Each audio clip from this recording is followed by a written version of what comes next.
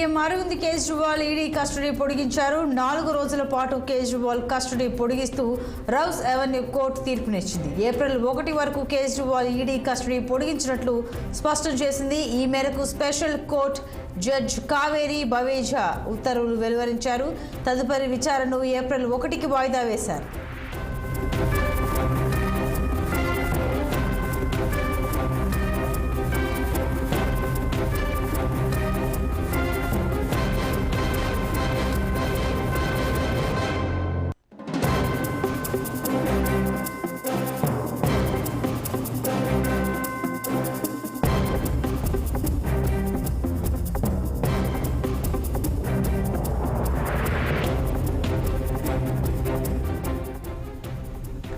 Delhi CM Arvind Kejriwal ED custody పొడిగించారు. 4 రోజుల పాటు కేజ్రీవాల్ కస్టడీ పొడిగిస్తూ రౌస్ అవెన్యూ కోర్టు తీర్పునిచ్చింది.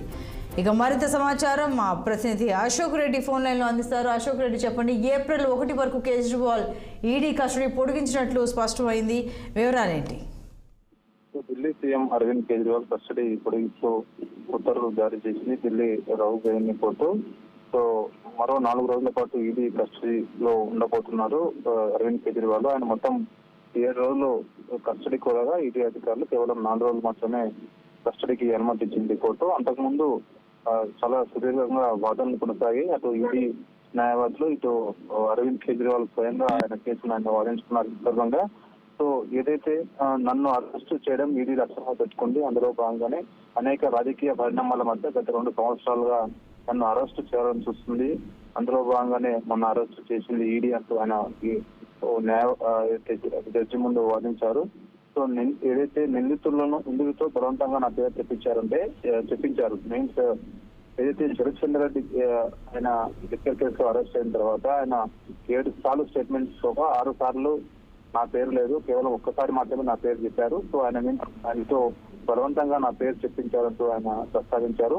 సో ఆయన 55 కోట్ల రూపాయలు బీజేపీకి ఫండ్ ఇచ్చారు. సో ఆ సందర్భంగానే ఆయన పేరును ఇప్పుడు ఆయన బెయిల్ వచ్చింది. సో ఎవరైతే బీజేపీకి సపోర్ట్ చేస్తారో వాళ్ళందరికీ ఈ కేసులో బెయిల్ వస్తున్నాయి.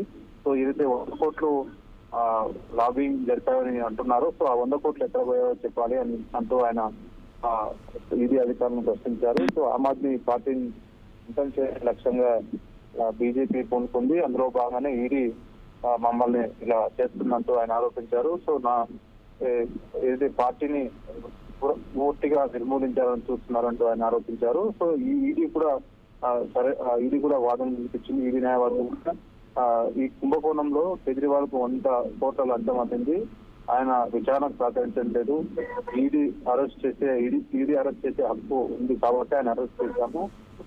శరత్ చంద్రారెడ్డి 50 కోట్ల రూపాయలు ఎలక్ట్రల్ బాండ్ రూపంలో బీజేపీకి ఇచ్చిన నిధులకు లిక్కర్ కేసుకు సంబంధం లేదు, ఇది కిందికి రాదు. ఆమ్ ఆద్మీ పార్టీ హవాలా డబ్బు ద్వారా గోవా ఎన్నికల్లో ఖర్చు చేసిన వివరాలు మా దగ్గర ఉన్నాయంటూ వాటికి సంబంధించిన డాక్యుమెంట్స్ పూర్తి వివరాలు మా దగ్గర ఉన్నాయంటూ ఈడీ అధికారులు కోర్టులో వాదన వినిపించారు. సో ఈ సందర్భంగా ఇరు పక్షాల వాదన న్యాయమూర్తి కాసేపు తీర్పు రిజర్వ్ చేసి ఒక 10 నిమిషాల క్రితమే తీర్పు ఇచ్చింది. ఈడీ 7 రోజులు కస్టడీ కేవలం 4 రోజులు మాత్రమే ఇచ్చింది. ఏప్రిల్ 1 వరకు ఆయన ఈడీ కస్టడీలో ఉండబోతున్నారు. మరి ఇదే కేసులో ఆయన సీఎం గా కొనసాగాలి అనే కేసు కూడా ఈ రోజు ఢిల్లీ హైకోర్టులో వచ్చింది.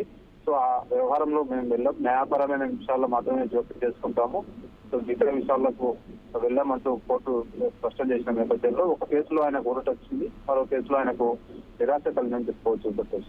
Right Ashok, thank you.